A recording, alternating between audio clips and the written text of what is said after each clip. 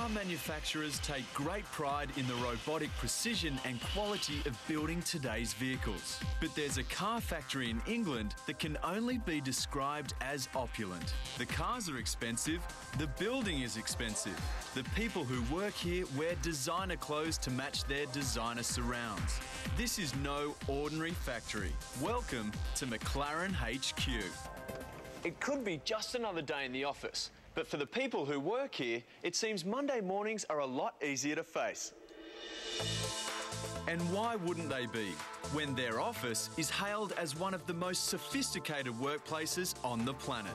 The glass and aluminium structure covers 22,500 square metres, or 57,000 square feet, enough to hold 9 jumbo jets. If you don't recognise the McLaren name, you may recall the car. The F1 was the world's fastest production car, and when Beyond 2000 visited in 1996, McLaren were already making a name for themselves for tech innovation and design. Fast forward nearly a decade, the English company is now 40% owned by Daimler Chrysler. They've teamed their luxury car badge Mercedes with McLaren to create the Mercedes-Benz SLR McLaren and its racing companion, the McLaren Formula One race car. The SLR's design is reminiscent of the gull-wing Mercedes sports car of the 50s, with Formula One racing pedigree added to give it new millennium flair. It takes 140 people a year to hand-build 500 SLRs on a 200-metre production line, not a robot in sight.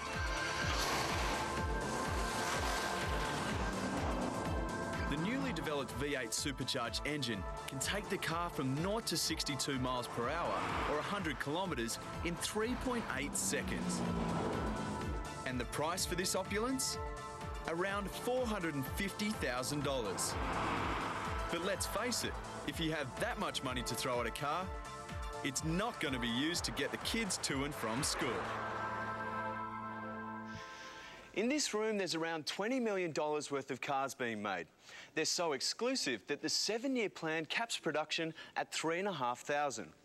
They say you've got to spend money to make money, and given the first McLaren car produced around 10 years ago is now worth almost double its value, I reckon these aren't such a bad investment. You can't help but notice how amazingly clean the production line is. Even the workers are spotless. In their black designer Hugo Boss uniforms, they are so well dressed, they look more like they should be going night clubbing than assembling cars. And it's not just for show. So what was your vision for this place? It's such an amazing facility. Where did the inspiration come from? Inspiration came from us trying to make an environment that nobody wanted to go home from. Yeah.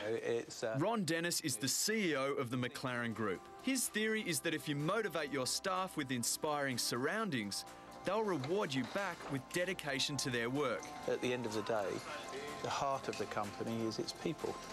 And what you're doing in putting them in an environment like this is creating one of the forces that leads to high levels of motivation and focus, and of course a determination to win.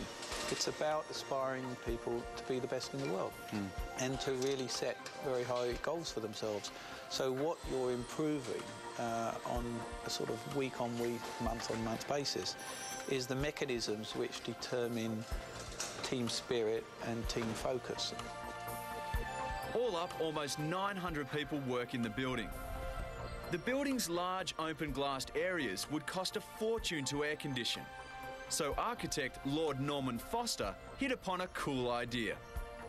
This property has 5 lakes, but they're not just here for appearance. Their main role is to regulate the temperature inside.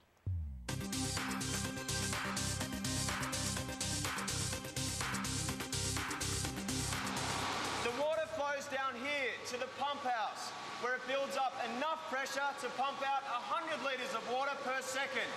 And in true McLaren style, this place is absolutely spotless. The water is then pumped via pipes through to a series of heat exchangers, which are used to cool the air. It's then recirculated via a 160-metre cascade of shallow steps, that cools the water so it can be pumped back into the building to continue the cooling process.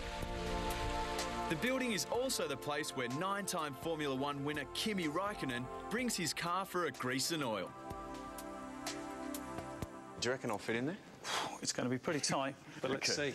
Let's try and get in. Right, so just like getting into your bath at home. Right. So if you put one leg over. Yep. The whole cockpit, seat and all, is moulded exactly to the driver's body. Yep.